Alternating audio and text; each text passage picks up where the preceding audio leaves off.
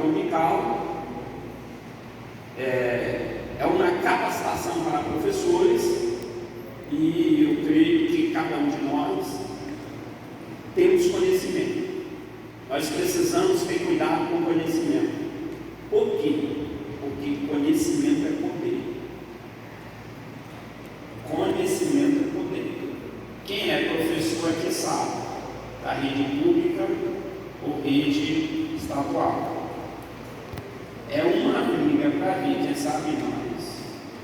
Quando tem aquele planejamento, aí tem aquela guerra ali para ver quem sabe mais. Quando fulano está contigo, professor, uma professora, ela gostava de dizer assim: não me chame de professora, me chama de professora doutora. E de fato ela era doutora, né? Ela era doutora, professora não lembro, já com vários doutorados. E aí ela dizia: não me chama de professora, chama professora doutora. Então, o conhecimento ele gera essa vaidade, por isso que muitas pessoas não conseguem ter, ele quer mostrar para alguém que ele sabe, quando ele ainda não está equilibrado. Quando ele já é equilibrado, o professor já é equilibrado, tarimbado, ele não vai precisar mostrar para ninguém que ele sabe. Automaticamente as pessoas vão descobrir que de fato ele sabe. E é como o rico. Quem conhece muito é rico. Eu faço uma pergunta para vocês: quem é rico? Ele gosta de dizer que ele tem dinheiro, não é isso?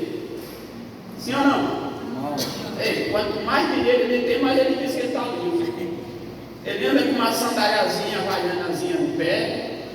Ele quer mostrar para todo mundo que ele não tem dinheiro. Agora, quando o cara não tem dinheiro, aí ele gosta de se engrandecer e tudo, porque ele não tem, ele gosta, quem não gosta de se mostrar. Então o professor tarimbado, ele jamais vai estar se mostrando, dizendo que ele sabe, que ele não sabe, que ele é isso, que ele é aquilo, não. Ele é tranquilo, ele é equilibrado. Então automaticamente os alunos eles vão seguir o professor. Seminário de escola bíblica dominical, passa bastante. Vamos correr, que eu preparei, são vários slides, essa aula será dividida em 2 plenários e nós vamos correr com o tempo. É o tema que o pastor Henrique já trabalhou, é a temática geral do seminário, inclusive é a mesma temática do 6º Congresso de EBD, só que lá foi 3 de 18 professores. Imagina. Então não tem como alcançar tudo, mas o pastor Henrique sagamente escolheu algumas temáticas, e essa aqui é a temática geral, os desafios atuais da escola bíblica dominical. Trouxe aqui uma imagem para trazer aquela imagem de que os desafios eles são de Porto Rico. É isso aqui, sim ou não? Sim ou não? Os desafios são do Brasil, sim ou não? Os desafios são gerais. Os desafios são eles são vastos. Então, quando você vai para a África, América, Europa, agora recentemente o pastor Refran, ele deu um pequeno testemunho, e ele disse que ele fez uma viagem recente para Israel e tudo, e ele passou naqueles países antigos, Egito, Síria, aqueles países ali. Ele disse que ele andou no Egito, passou 2 ou 3 dias no Egito, ele não viu uma igreja cristã, nenhuma. O que foi que o senhor viu lá? Ele disse: para todo lado é mesquita. O Islã está tomando de conta da Europa.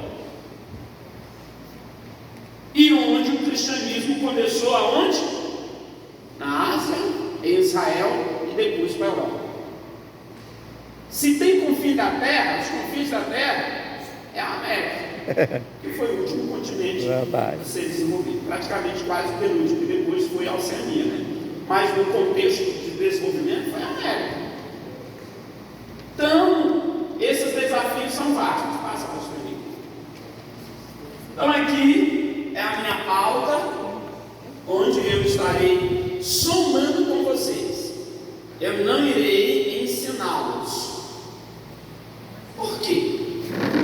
Porque muitos de vocês sabem mais do que eu. O professor pode perguntar quando quiser? Pode perguntar. Olha, quem quiser perguntar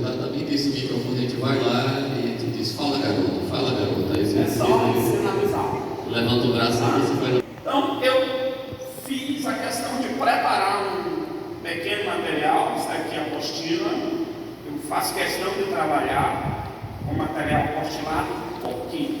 Porque os pedagogos, os especialistas, eles dizem que o conhecimento só ouvindo, ele é só 40%. Ouvindo e vendo vai para 50%. Ouvindo, vendo e fazendo vai para 60%. O grau de absorção. Então, por isso eu faço a apostila para melhorar mais. Sempre quando eu ministro, eu trabalho com a apostila. Então, a nossa temática, qual é a nossa temática? Vamos lá, todo mundo junto? Características, atribuições e responsabilidades. Não gostei. Não, fraco, muito fraco. Muito fraco. Vamos de novo. Bora lá, 1, 2, 3. Professor, discipulador, características, atribuições e responsabilidades. Ok. Professor, o que? Discipulador. Olha aí. Uma vez eu cheguei para o professor e disse: você é professor? Tem uma capacitação assim. Você é professor? Ele disse: não, eu não sou professor. E o senhor é o quê? Ele disse: eu sou um enxergador. Eu disse: pois então você não serve para estar em sala de aula. Ele disse que ele era só para enxergar no meio dos professores. Então, o senhor não vai servir para a sala de aula. Eu sei que o senhor não tem nível acadêmico, o senhor não tem uma formação, ou o senhor não tem um preparo teológico, mas você é professor. Você está ali para ensinar. Se o aluno chega na sua classe e você diz que não é professor, você perde a credibilidade.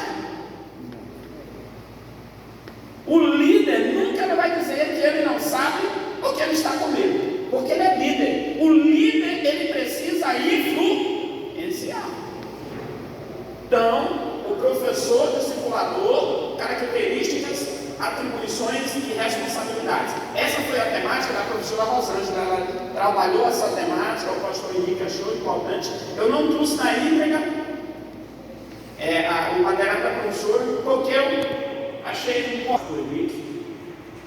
Então, vamos ler comigo aqui. Nós estamos em sala de aula aqui. Então, vamos ler. O professor é o quê?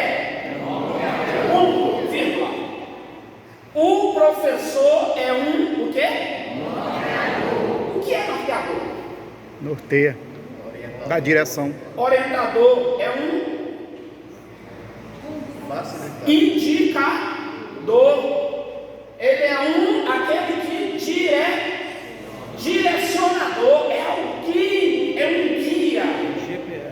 O professor, ele não é o dono do conhecimento. Ele não é o detentor do conhecimento. Tem professor que tem vergonha de dizer que não sabe. Aí quer responder tudo. Acaba respondendo errado, enrolando. O que tem de enrolação? Enrolação em todos os sentidos. Às vezes eu fico olhando líderes dando aula, ensinando, professor, pastor, faz uma portinha. Eita, meu amigo, vai enrolar linguiça. Enrolando linguiça. Por quê? Falta de conteúdo. Professor tem que ser transparente. Professor, ele é um norteador. Ele é aquele que vem preparado. Todo mundo que é professor, o aluno vem esperando de você, ele vem esperando de nós. Porque nós, o professor é um norteador. O que mais?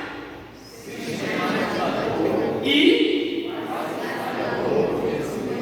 o professor, por que sistematizador? Porque hoje o aluno está aí compreendido qual é a melhor ferramenta de comunicação que nós temos hoje? O bendito smartphone. O bendito smartphone. Até os idosos estão tendo smartphone. Conheci uma irmã que dizia: isso é do diabo. Olha, mamãe, então é do diabo. Eu não deixo. Não é que a filha dela deu um presente o smartphone. Aí depois que ela aprendeu a usar, ela disse: bota a minha filha aqui no Viva Voz, deixa eu falar com a dona Henrique. Agora impressionante que olha, ele foi, depois sabe o que aconteceu? Ele disse assim: foi o seguinte, olha, vem cá. Ele foi TikTok, aprendeu a usar TikTok. Aí disse: olha,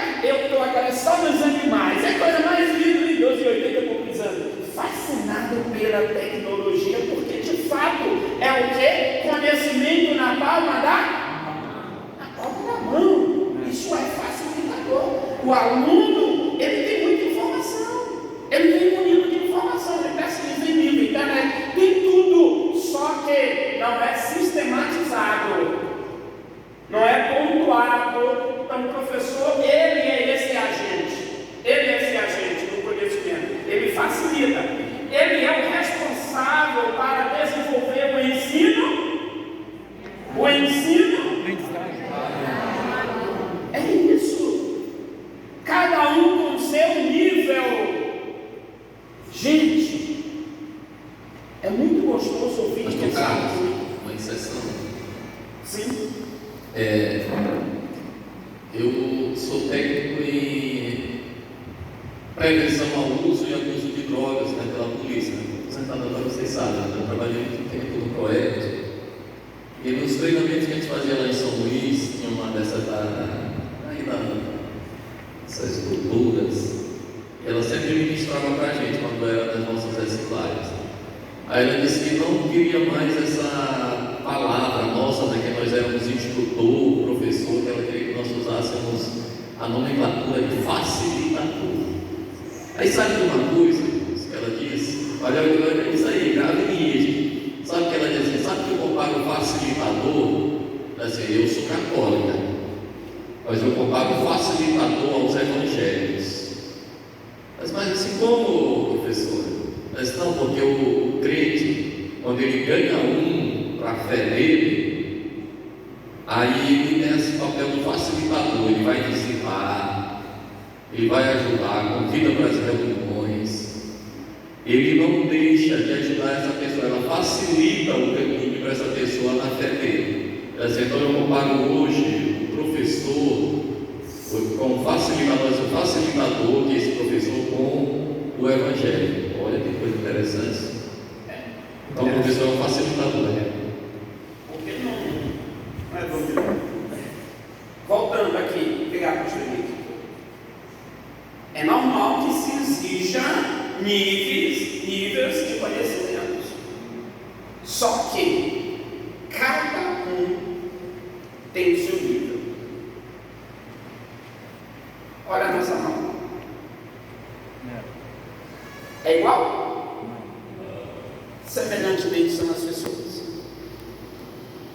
As pessoas não são iguais. Agora, aquele que se esforça mais sabe mais. Quem se esforça menos sabe menos. E quem não se esforça não sabe, não consegue. Então esse é o nosso papel do professor, ok? Então, dentro dessa ótica, dentro dessa visão, o professor e o preparo. Antes de eu usar essa palavra aqui, quando eu falo de esforço, quem foi o maior pregador do Evangelho? Paulo. Quem? Paulo. Quem acha que teve outro mais do que Paulo? Tem. Depois de Jesus, qual foi o maior pregador do Evangelho? João Batista. Não tem profeta maior do que ele. Quem foi o maior pregador? Não dizem que é americano, não diz que é Paulo. Depois do Paulo. Quem foi? Paulo. Por quê? Paulo disse de todos os apóstolos, eu trabalhei mais do que eles.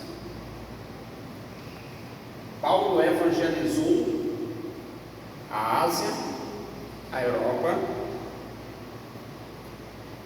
e continua evangelizando, sim ou não? Sim. Já rompeu gerações e gerações estão nos escritos de Paulo. Quem trouxe Bíblia aí? Abra sua Bíblia aí. Atos dos Apóstolos, capítulo 9, versículo 22. Pense num texto que me chama a atenção. Paulo ele aceitou Jesus, foi isso? Ele aceitou Jesus, ele se converteu a Jesus, Paulo se converteu a Jesus, foi isso? Jesus se converteu, Paulo. Foi o único que Jesus que apareceu para ele, pessoalmente, e chamou ele pessoalmente. Mas a gente lendo a Bíblia vai achar que Paulo se tornou o que se tornou rápido. Só para ele ser chamado no ministério foi 14 anos depois. O que é que diz aí, Atos? Qualquer um. Fica de pé aí para ler. Cadê o microfone agora? Eu quero papo aqui. Paulo, porém, Pode dar o microfone pedir. 14, 9, 22. Pode ler, está escrito. Saulo, porém, mais e mais se fortalecia e confundia os judeus que moravam em Damasco, demonstrando que Jesus é o Cristo. Sim. Paulo mais se esforçava muito. Essa é a versão que o senhor leu e foi corrigida. O senhor usou outra versão de certo. Mas vá. Paulo, porém, se esforçava muito mais e confundia os judeus que habitavam em Damasco, provando que aquele era o Cristo. Olha aqui, ó. Paulo, porém, o que fazia o quê? Se esforçava, o quê? Muito mais. Olha aí. Isso aqui é profundo. Paulo se tornou o que se tornou, foi só porque ele foi chamado diretamente por Jesus. Ele se esforçava, é o que o texto diz. E ele se esforçava pouco. Olha aí, ó. Ele se esforçava tanto para dar o melhor, para produzir o melhor, para ser eficiente, para produzir, que diz que ele deixava as pessoas doidas. Não foi no capítulo 26 de Atos, eu não vou sair da minha, não vou pregar, mas é interessante. Porque lá Agripa e Festo disse, ele disse pregando lá, dando o seu testemunho, ele disse: excelentíssimo Festo, o senhor conhece os nossos costumes e a nossa doutrina, e o senhor sabe. E ele começou a pregar, ele começou a falar, dar o testemunho. Quando ele terminou de dar o testemunho, quando ele estava no meio dando o testemunho, aí Agripa disse: Paulo, para, rapaz. As muitas letras têm te feito delirar. Para de pregar, porque senão você vai me fazer um cristão. O juiz que estava julgando ele disse que era para ele parar de pregar, porque senão ele não ia se converter. Então o esforço é importante para cada um de nós. Quem se esforça mais vai na frente. Então nós que somos professores, nós precisamos disso. Paulo foi um gigante de fato. Então, o professor e o preparo. Primeiro, ponto 1, preparo espiritual. Quais são as características? Vamos ler aqui, está dando para ler? Vamos ler o quê? Seja o quê? Um leitor resistente e estudioso da Bíblia. Ponto. Pastor Henrique agora faz parte da comissão de empregos. Está certo? Uma das primeiras regras da CATEMA, primeiro, um dos requisitos entre muitos, são quase 19 logo com isso, é que a pessoa tenha lido a Bíblia o quê? Pelo mínimo uma vez. Começar a pensar em que vai Por mês. Olha aí, entendendo. Ler. Pastor, a comissão, não é pastor Raifran, é a comissão. Está pedindo o básico, não está nem pedindo estudar, está pedindo ler. São duas coisas totalmente diferentes. Estudar é uma coisa, estudar é dissecar. Estudar é ver pormenores. É o que o médico faz. Primeiro, quando alguém vai se consultar, a primeira coisa que o médico faz lá, passa lá o remédio para ele. Um bom médico primeiro vai fazer uma avaliação e manda ele fazer exame. Não vou te passar remédio, eu vou começar a te estudar e vou ver o que está acontecendo contigo. Se estudo. Ler é aquela leitura corriqueira para você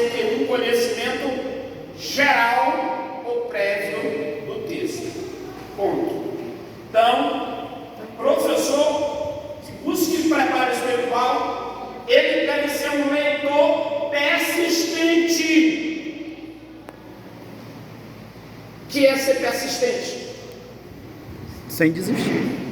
O que é ser persistente? Contínuo. O que mais? Insistente. Pode responder, qualquer um. Que não desiste, que não desanima, paciente. Olha aí, olha como você é muito sinônimos. Perseverante, muito bem. Por quê? Porque a persistência, principalmente para ler a Bíblia, é fácil ler a Bíblia ou é difícil? É fácil ou é difícil? Difícil? Talvez é fácil para vocês, agora para mim é difícil. Dá um sono doido na hora de ler a Bíblia. Dá um argumento de boca. Verdade. A gente está com vontade de ler e começa a ler, não está sentindo nada. Não é vídeo para quem está com sono. Não está sentindo nada. Aí na hora que começa a ler a Bíblia, aí começa a dar uma atividade de negócio. É ler Bíblia e oração, sim ou não? Sim. É uma batalha tremenda, porque é uma batalha espiritual. Por isso que tem que ter persistência. Digo, não, para aí. Agora é impressionante que quando termina de ler a Bíblia, cai um sono, vai embora. Quer dormir, vai ler Bíblia. Não quero nada, porque eu sou pastor. A gente tem que nada a ver com pastor, rapaz. Quanto mais Deus vai usando a pessoa, mais a tentação é maior. Meu filho chega lá e ele, pai, aí ele vai aqui lendo aí, ele, pai, olha aí, ó. Hoje eu estava lá na minha casa terminando de preparar esse slide, aí eu dava outra coisa, aí minha filha chegou e disse, papai, deixa eu varrer aí no seu escritório. Eu não precisa varrer, eu estou me agoniado aqui, não dá nem para varrer aqui agora. Não dá para varrer, eu estou muito aperreado aqui, se eu não posso nem tirar a cadeira daqui agora. Então, por isso persistência não é fácil. Tem mais gente que poderia estar aqui no estado. Quem não vem, não perdeu, né? Deixou de receber. Então, é impressionante. Nós vamos correr atrás do tempo. Já está dando sono ali. Depois, vamos na outra aqui, não é? Seja Ao ensino. esse aqui é importante. Ensino é coisa séria. Pela graça de Deus, eu consegui fazer um curso de inglês. E aí, os meus colegas terminando, você vai dar e tua palavra, vai? Aí dá aula? Eu digo, eu não tenho coragem de enrolar aluno em sala de aula. Eu não tenho coragem de enrolar e ler nada, não tinha da área de português, de inglês, né? Eu gostei de estar de enrolationzinho lá, esse enrolationzinho que a gente faz lá, os professores, porque é a prática. Então, por quê? Porque os alunos não têm conhecimento daquele assunto, então fica fácil de dar aula. Quando Paulo escreve para a igreja de Éfeso, ele diz assim, aos santos que estão, santos e fiéis que estão em Éfeso. Igreja de Corinto foi fácil, mas Éfeso e Filipenses são as duas cartas que ele diz, santos e fiéis. Ensinar para quem não sabe, é fácil. Agora ensinar para quem já sabe, difícil. Tem que ter convicção e profundidade. Então, ensino tem que ter dedicação. Haja dedicação, haja esmero, haja força de vontade, haja cautela para ensinar. O professor tem que buscar. Ah, pastor, eu não sei. Sim, se vira. Eu conheci um pastor, pela graça de Deus, eu trabalhei com ele, pela graça de Deus, e uma vez eu questionei ele e disse, como o senhor conhecia a Bíblia desse jeito? Ele simplesmente sabia a Bíblia, os 31.173 versículos de cor. Pastor, versículo não estou me lembrando, está no capítulo, versículo não. aquele texto que diz assim, assim, assim, da Bíblia, dá um capital principal. Pastor, o nome de Jeremias, como é que está? Eles têm tantos números, tem não sei quantos, tem capital, tem era mais uma metralhadora, ele segurava ele. Ele tinha uma capacidade fora do comum. Não sei se os irmãos conhecerem o nome dele, era o pastor Marco também. Ele tinha uma capacidade fora do comum. Ele tinha mente fotográfica. Eu disse para ele, como o senhor conhecer a Bíblia desse jeito? Ele disse, foi um cativeiro. Eu fiquei, um cativeiro? Como? Ele disse, não, porque o meu pastor me botou para ser dirigente por 2 meses de crente, eu nunca tinha nem pegado a Bíblia. Aí eu fiquei preocupado, comecei a ler de manhã, de tarde, de noite, quando foram 6 meses, eu já tinha lido a Bíblia 10 vezes. 6 meses ele já tinha lido a Bíblia 10 vezes. E ele disse, a Bíblia ficou tão impregnada na minha mente que eu sonhava com a Bíblia, acordava com a Bíblia e falava para a Bíblia, ele só falava de Bíblia. Prática. Então, dedicação. Terceiro ponto. Seja leitor de coisas livros.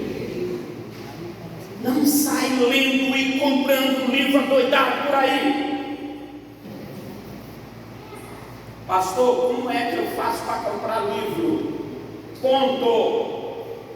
Pergunte para os seus instrutores. Não sai comprando livro por aí, porque você olhou um volume. Tem gente que procura mim só para enfeitar a estante. Se eu já quero um livro para enfeitar a minha estante, rapaz, eu quero livro que eu aprenda. Que de fato, até na sua área específica, se for possível, você desenvolve uma área X, aplique-se em sua área de formação, de especialização, de trabalho, de desenvolvimento. Você é professor de adulto? Questões de adulto. Você é professor de adolescente? Áreas de adolescente. Se aplique. É muito gostoso ser o melhor. Não vai dizer que não é bom. Eu trabalhei numa empresa e quando eu vi, olhava, tinha uns pódiozinho, primeiro, segundo, terceiro. E o rapaz, está muito gostoso para aqueles pódios. Eu vou me esforçar para me trabalhar. E eu me esforcei, quando foi no segundo ano, eu estava lá no pódio. Terceiro lugar, ele subiu da grau, plenagem aí, eu terceiro lugar no pódio. Vou me esforçar para ser o primeiro. No outro ano eu estava no segundo. Aí, segundo lugar. Ganhei o segundo lugar. Nem de muito. Ele levou me esforçar para ser o primeiro.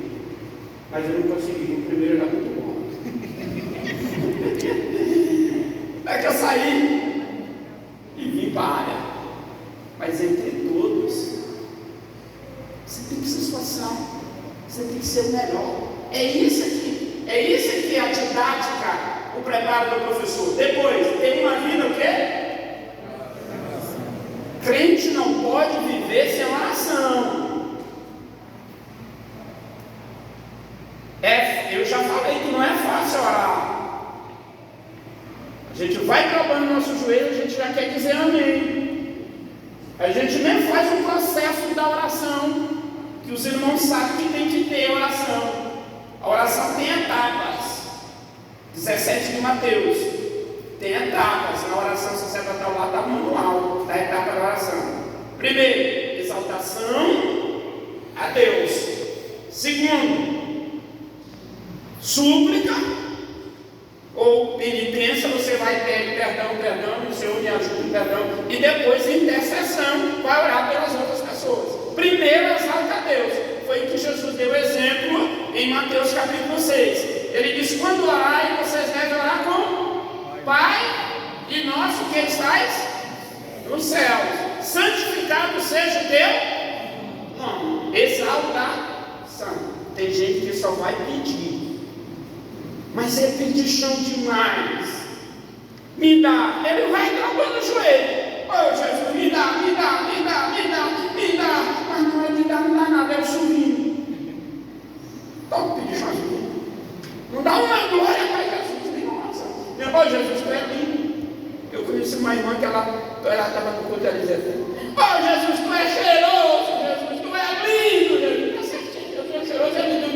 é feio, ela está certinha. Exaltando. Chamar de cheiroso não é uma coisa boa. Pode ver que a mãe está até, olha o filho cheiroso, ele está fedendo. Que a mãe, só a mãe que acha cheiroso. Só a mãe não acha fedendo. Porque ama. Isso é interessante. Passa para esse preparo espiritual, nós falamos, esse preparo espiritual também nós não estamos nos aprofundando por causa do horário. Por causa do horário. Nós temos que seguir isso, arriscar. 1.2. O preparo que é intelectual. Isso aqui é importante. Professor tem que estudar. O líder tem que estudar. Glória a Deus. Pensa em um negócio sério quando o aluno percebe que o professor é despreparo. Oh, meu irmão, é tão ruim. Quando você sabe, oh meu Deus, eu já vou para aquela aula. Tragédia. Professor não estuda. Tem, aqui não tem, mas eu conheci professor que não estudava lição. E por incrível que pareça, tinha professor que nem comprava lição. Mas o professor vai fazer a lição. Não, ele não comprava, porque estava esperando alguém dar para ele. Ele ia na aula, você tem a lição. Me empresta sua revista aqui. Aí ele dizia assim, me empresta sua revista, e porque eu me esqueci da minha nada. Porque ele tinha mesmo. Que mentira. Você está entendendo? Como professor, ele tem que ser esse agente intelectual. Primeiro ponto. Vamos ver o que é que está aqui? O que eu falei agora. Ler e o quê? Tem um segredo. Qual é o livro mais difícil do Novo Testamento? Deixa eu ver onde é que estão os teólogos. O livro mais difícil do Novo Testamento. Mateus. Hebreus. Hein? Hebreus e Apocalipse. Hebreus e Apocalipse. Qual é que é mais difícil? Pode dizer. Ninguém é mundo do conhecimento. Se você errar, você não erra. Né? Apocalipse é mais difícil. Quem acha? Apocalipse. Quem acha que é o Apocalipse? Apocalipse. De fato, é o Apocalipse. O maior teólogo do Brasil, para mim, e não é só para mim, é conhecido por todos os grandes mestres, que foi embora a recente partiu agora. O nome dele é pastor Antônio Gilberto. Pastor Antônio Gilberto, o nosso maior teólogo do nosso Brasil, e reconhecido também pelos Estados Unidos. Reconhecido pelos Estados Unidos, para crédito do grande teólogo dos Estados Unidos. Pastor Antônio Gilberto, ele disse: se alguém diz que o Apocalipse não é difícil, ele é mais tolo do que sabe. Olha, quer dizer, para se engrandecer, né? Ele diz: o Apocalipse não é difícil. Aí o pastor falou: ele é mais tolo do que sabe. Ele está dizendo para você que não é difícil. De fato é difícil. Por quê? Primeiro, tem linguagens. São três: símbolo, tipo e real e figurado. Símbolo, tipo e figura. Ponto. Terceiro, são três tempos: presente, passado e futuro. Você está lendo o Apocalipse, você está lendo quando vê, você está lendo no passado. Quando o outro capítulo já fala do futuro. Aí você termina de ler o outro capítulo, já vai falar do presente. E ainda tem os parênteses, que não tem nada a ver nem com o primeiro nem com o segundo. Então, aí já vê que já tem muita coisa. Mas, em Apocalipse 1 e 3, tem um segredo para se entender o Apocalipse. Abre a Bíblia que vocês veem. 1 e 3. O próprio Deus dá o segredo para se entender. 1 e 3. Pastor, como é para mim entender um livro difícil, que é o livro de profecia,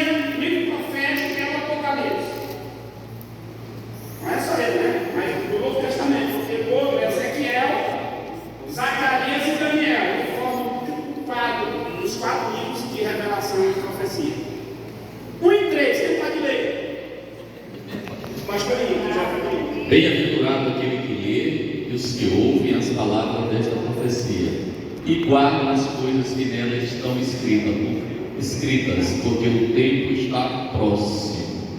Eu não vou entrar em mais as rezas desse texto, mas a primeira palavra que diz aí, bem-aventurado, é o quê? E lê. Quem é que está dizendo isso aqui? Quem é? Cadê agora, gente? Quem é? Não tem legal. Pode ser Deus. Quem é que está dizendo? Próprio Jesus. Certo. É Jesus. E Jesus não é Deus? Sim. Jesus é Deus na natureza. Jesus é Deus, mas aqui é Jesus, não é o Pai. É Jesus. Ele mesmo vai dizer. Aquele que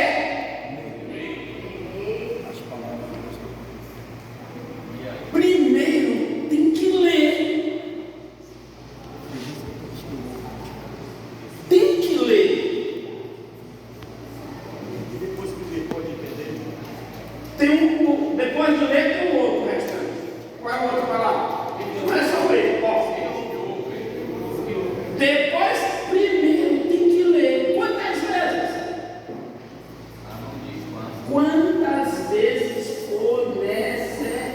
Professor de língua portuguesa, como é que você diz para os seus alunos? Lê o texto quantas? Até que você entenda. É a regra. Depois de ler, tem que ouvir. A palavra ouvir tem dois sentidos. A palavra ouvir tem dois sentidos. Ouvir no sentido de escutar som. E ouvir no sentido de atender. Aqui não é ouvir de escutar. Aqui é atender. Bem-aventurado aquele que lê, que ouve e que faz mais. Eu odeio. Vem aí para você ver. É para guardar. Onde?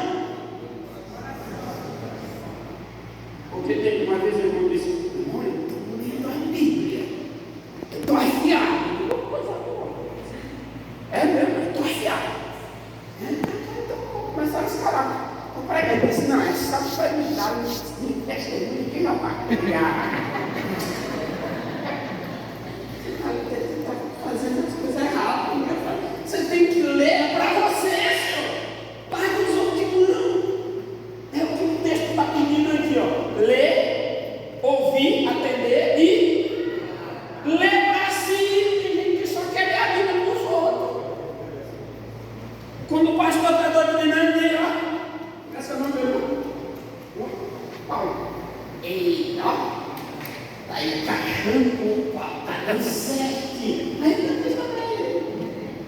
Agora, na hora da bênção, aí é para mim.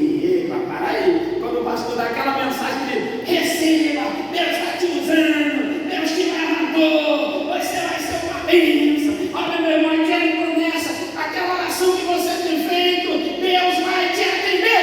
Ainda está aquele gritando, porque o pregador gosta de fazer um negócio comigo. Aí eu, menina, seu droga, está dizendo. É uma bênção, né? Deus te conhece. Mas aí, o negócio é bem assim. Então, vamos lá devagar. Então, ler e estudar a Bíblia. Isso é importante. Então, eu peguei esse texto de Apocalipse, que até a própria Bíblia recomenda que se lê. João foi privilegiado que escreveu o texto recebido diretamente por Jesus. Segundo ponto. Conhecer a história e a estrutura da Bíblia. Isso aqui é fundamental. Se você não sabe a história, é quase difícil para você entender a Bíblia direitinho. A história é fundamental. Sim, diga, meu irmão.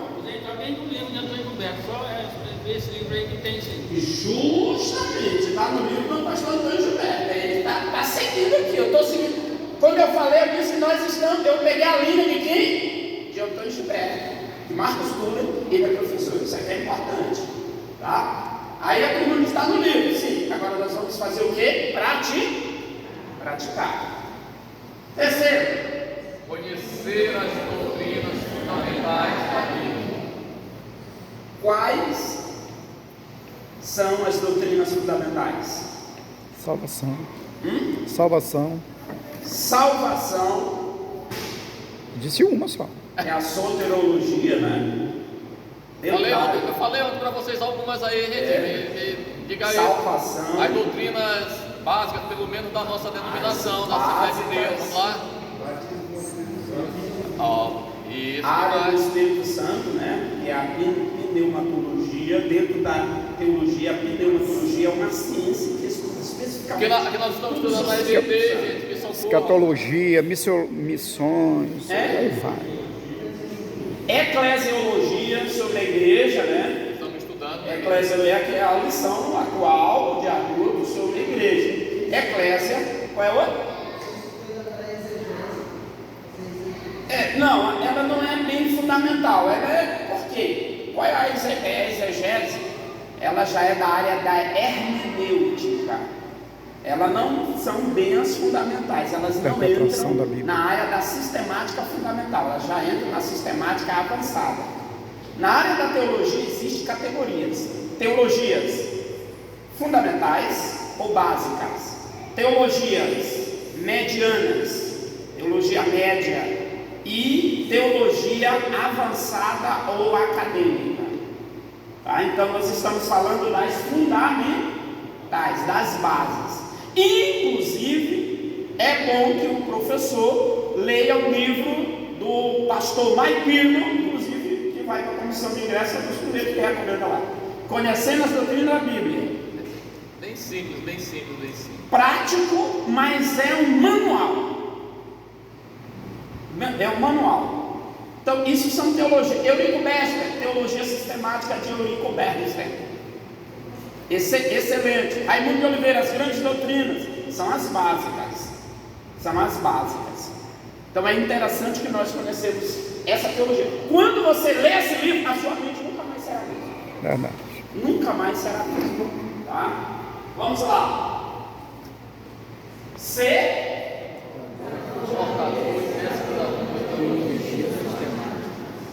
portador e pesquisador de. Foi o que eu falei ainda agora. Tá? Foi o que eu falei ainda agora. Pastor Carlos, para nós hoje, nós estamos primeiro, o que eu estou falando aqui, gente, precisando conhecer o nosso cremos, 16 artigos da declaração de fé da Assembleia de Deus. E na verdade não deixa de ser uma sistemáticazinha bem simples também, porque é uma sistemática bem simples. A gente projetou ano passado com o pastor Raifran, não deu certo porque a filha dele casou, certo? Na semana que ele viria para cá, 160 perguntas sobre a nossa fé, sobre a nossa declaração de fé. O que é a Trindade? O que é a igreja? Bem prático. O que é a igreja? O que é o batismo do Espírito Santo? Tá? Respondendo todas as perguntas que às vezes nós somos questionados lá fora, dentro da igreja a gente não sabe responder direito. Tá? Isso é básico da Assembleia de Deus, gente, a nossa fé. Mas esse ano aí, quem sabe, em nome de Jesus, nós vamos fazer isso, viu? Já estava certinho com ele, mas ele meio de outubro, semana. Essas regras, elas são fundamentais para o preparo intelectual do professor. Pastor, professor, eu não tenho acesso a esses livros, eu não tenho acesso a essas informações. Como eu faço? Como eu faço? As crianças, todos nós fomos crianças, sim ou não? Sim, é. O único que não foi criança não foi. Adão. Só Adão. Bom. Só para aprender a ler, quem é professor aqui de ensino fundamental? Levanta a mão, de secular. Não? Na escola secular. Sou mais no ensino. Fiz o curso mais no ensino. Secular. Sabe que se para alfabetizar uma criança, tem um tempo.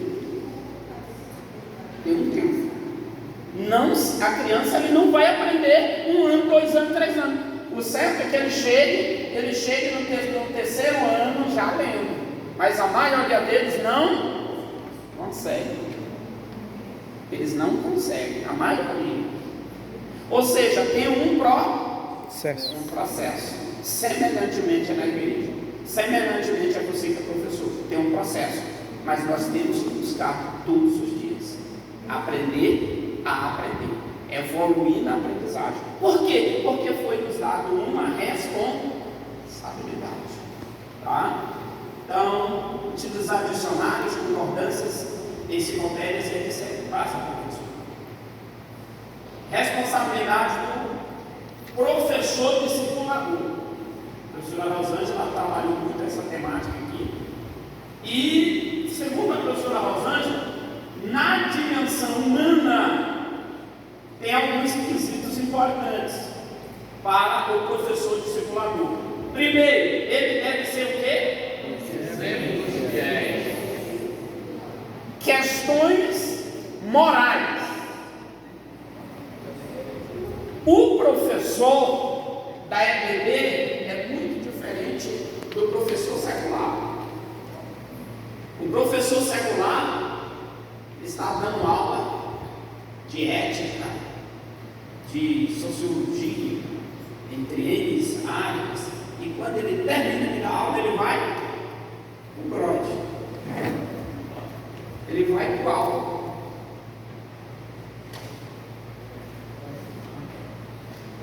Ele vai se envolver com 2, 3, 4, 5 mulheres. É o professor secular que não é crente, que não teme a Deus e tudo e tal. Ele não tem esse compromisso pela moralidade. Só que o professor da escola é diferente. O professor da escola é diferente.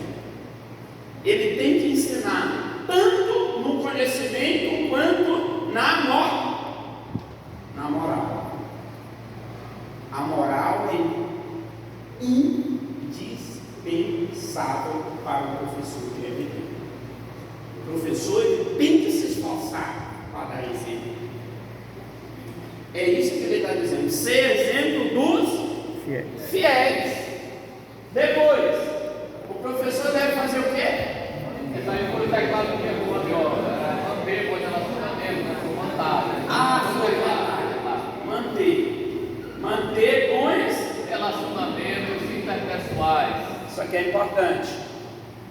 Vamos nem comentar. Depois, desejar E perceber pelo sucesso e crescimento espiritual do povo convertido. Esse aqui é um negócio muito impressionante e sério. Eu faço uma pergunta. Vocês querem dividir o conhecimento que vocês já se esforçaram para ter? Sim. Tem professor que diz assim: não vou ensinar tudo.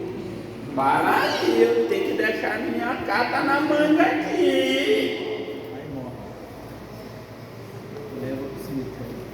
Calma aí, eu vou ensinar, mas eu não ensino tudo. Tem professor ciumento de conhecimento.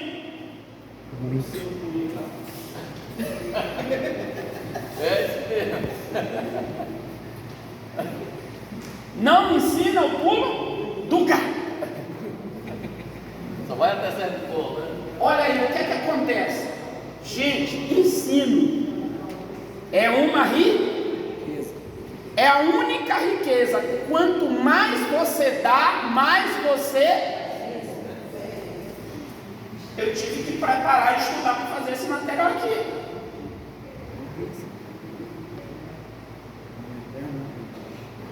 Esse material que eu posso dar em qualquer lugar no Maranhão, até fora do Brasil. Eu estou respaldado dos meus mestres. Acabou. O professor preparado, ele não vai ter medo de dar aula em qualquer lugar. Ah, mas lá só tem mestre, pois alguns dos melhores mestres. Acabou. Ninguém é detentor do Conhecimento. Os melhores livros, o que acontece?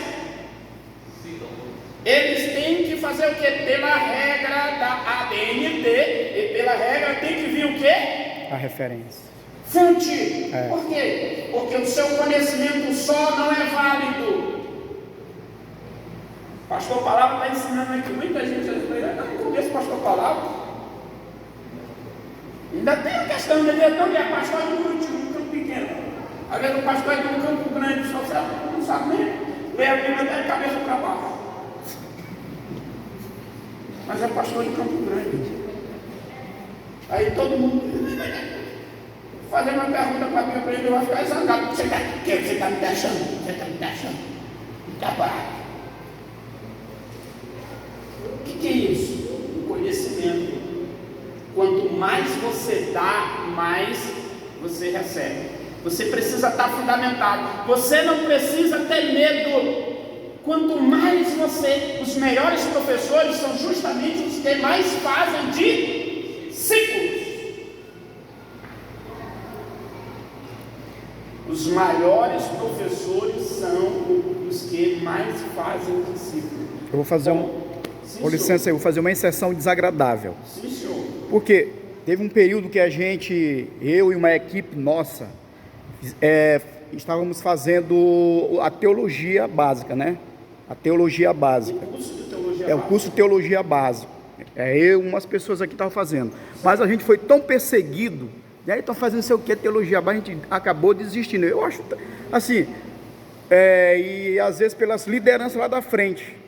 Agora não sei o que, começaram a falar, e a gente acabou deixando de mão para não achar que a gente queria ser melhor do que os outros, não sei o que. Então é uma coisa desagradável, mas faz-se necessário hoje se falar isso, porque é importante o conhecimento, muito importante. Quanto mais você acabará de dizer, quanto mais você dá, mais recebe. Então, essa incentivo deverá partir daí de vocês, para nós que somos menores. Então eu acabei desistindo e aí vai. Então, porque achava que queria ser mais do que os outros. Pastor Henrique, eu vou dar uma palavra para o senhor. Você vai dar Quando eu fiz teologia, eu fiz escondido. Por quê? Escondido. Gente, assim, A Assembleia de Deus viveu um tempo e estudar. Descarregou aqui, ó. Esse outro aqui também está no mesmo caminho, viu? Pode descontar o meu tempo aí. Sim, descontar o tempo não. Teve um tempo na Assembleia de Deus, principalmente na Assembleia de Deus, que estudar era quase como um pecado de adultério, era uma perseguição, estudar a Bíblia. Dizer que a letra mata, né? Tá? Pegaram um versículo da Bíblia, e até hoje temos alguns cultos da Assembleia de Deus de forma errada, que a letra mata, o Espírito vivifica. Não leu o livro que não fosse a Bíblia. E essa leitura lá, né, de Romanos, né, que fala, né, que a letra mata, o Espírito vivifica, você vai ver, está falando da letra da lei. Exatamente. Da letra da lei, que apontava que pecava e a letra matava, mas a letra da lei, e não a letra de gente. Paulo era poliglota. Paulo era poliglota, ele falava hebraico, grego e latim. O homem era preparado. Paulo, ele sistematizou as doutrinas do cristianismo para que o cristianismo se tornasse apenas mais um ramo do judaísmo. Verdade. Altamente preparado. Então preste atenção que aí o camarada está com uma Bíblia cheinha de versículos e capítulos, a toda romaria que foram os teólogos que editaram e organizaram essa Bíblia em Antigo e Novo Testamento. E quando se falava de estudar teologia, aí era pegar, olha, não sei o que e tal, tatagia, pneumatologia, não sei o que, heresia, tatagia, que até esfria. Agora, o que acontece é que muitos também dos nossos quiseram estudar para se submeter, para desrespeitar pastor, desrespeitar liderança, por conta do conhecimento adquirido. E conhecimento não é para isso. Conhecimento nosso é para a glória de Deus, para o engrandecimento do reino dele, é para você ensinar a outra, para você passar para outro. Esse é o conhecimento. Quem não sabe, o pastor Medeiros, ele fez dos antigos o melhor curso bíblico que tinha, teológico, chamado Bereano. Pastor Berton também fez, estudou porque tinha esse negócio que era não sei o que esfriava. Eu sei que esfriar crente é se morar, não ler a Bíblia, não se congregar, eu sei que esfria. Agora estudar, eu não achei isso não. Então, tinha isso mesmo, Pedro, que começou a estudar para fazer teologia, não sei o que, tal. Aí, de uma certa forma, tu fizeste escondido, né? Estudou escondido. Entre aspas, porque também o meu pastor não era muito a favor. Ele dizia, quer fazer o quê? Teologia. É teólogo. Você é teólogo. Mas ele tinha muito livro, pesquisava muito, né? Ele não quer se endetar. Então, isso não é de admirar, como o pastor já falou, antigamente era muito bom. Até estudar a Assembleia de Deus, foi contra. Já foi contra andar de bicicleta, já foi contra usar rádio, já foi contra usar televisão, já foi contra uma série de coisas. Ir para a faculdade nem pensar, tá? Mas isso é em outros contextos, né? Isso aí muitos receberam isso e foram passando, tá bom? Então vamos passa para o livro. Passa aí para nós fecharmos. Na dimensão técnica, essa aqui é a parte pedagógica do professor, a parte pedagógica do professor. Por que ensinar? Por que o ensino, né? Porque é a parte. O professor tem que saber por que ele está ali. Depois, qual o meu propósito? O professor tem que ter propósito em dar aula. Ele tem que ter propósito em dar aula. Tá? Depois, o que ensinarei? Isso aqui é importante. Tem gente que vai dar aula e não sabe nem o que vai dar aula. Aí como é que o pastor vai chamar ele para dar aula? Como é que ele vai pregar? Irmão, você vai pregar o que? Ele diz, não tem um pregador que diz assim, não, o Espírito Santo é que vai. Vou abrir a boca, tá? Em lugar nenhum da Bíblia está dizendo que o Espírito Santo vai dar para você palavras. Vai ensinar, não. Ele diz que ele vai lembrar. Porque eu aprendeu em algum lugar. Sim ou não? Sim. Vai lembrar. Agora, o Espírito Santo ele surpreende. Quem é pregador, quem é o que não é, sabe disso. Vai preparar um sermão desse jeito, mas lá não é que Deus levou um caminho diferente. Verdade. Tá? Principalmente quando não é sistematizado. Eu não tenho para me fugir aqui. Quando eu estou fugindo, eu tenho que voltar para onde eu tenho um roteiro. Eu não posso sair para contar história. Se eu contar uma história, eu tenho que abrir aspas e fechar aspas. Eu tenho que voltar. Ok? Depois, Como ensinarei? Que resultados? Resultados não vai ter. O resultado do professor discipulador. O aluno tem que aprender. É muito gostoso quando você olha um aluno e diz: esse aí foi meu aluno de escola dominical. Hoje ele é um pastor. Hoje ele é um professor. Hoje ele é um superintendente da escola. Pensa no resultado satisfatório. Faça o que eu acho que é o. Sim. E aqui para fechar, o professor. Vamos ler todo mundo junto na parede. Vamos ler para fechar. O professor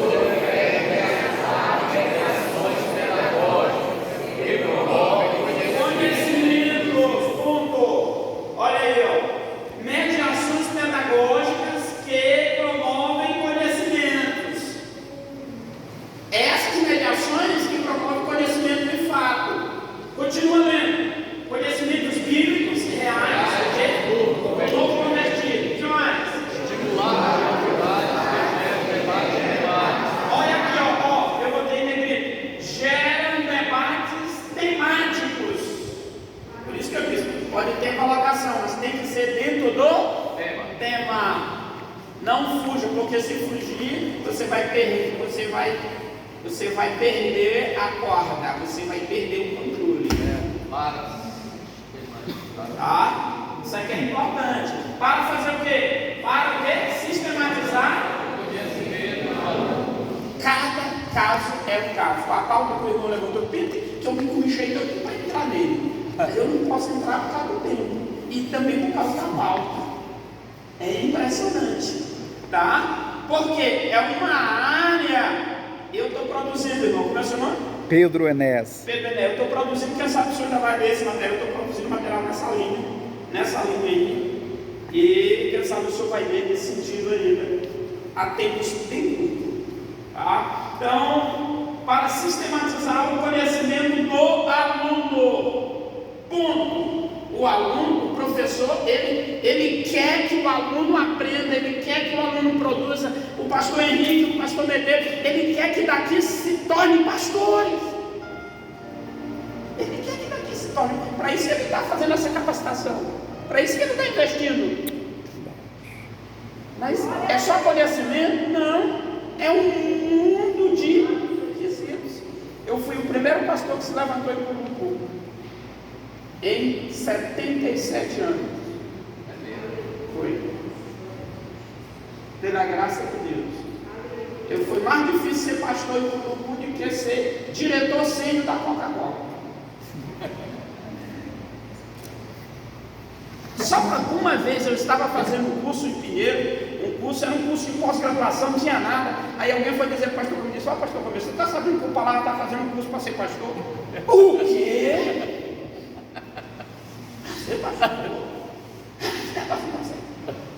Não tinha nada a ver. Depois eu descobri, fui lá onde ele, expliquei para ele que era um curso da área secular e tal. Ah, é, meu filho, é? Ah, muito bem, Deus te abençoe e tal. Entendeu? Então, ou seja, em muitos lugares ainda era um tabu, mas só depende de nós. Tá? Que Deus nos abençoe, que Deus nos guarde em nome do Senhor Jesus. Obrigado, pastor Henrique. Até a nossa próxima plenária, a gente continua com a outra plenária. Obrigado.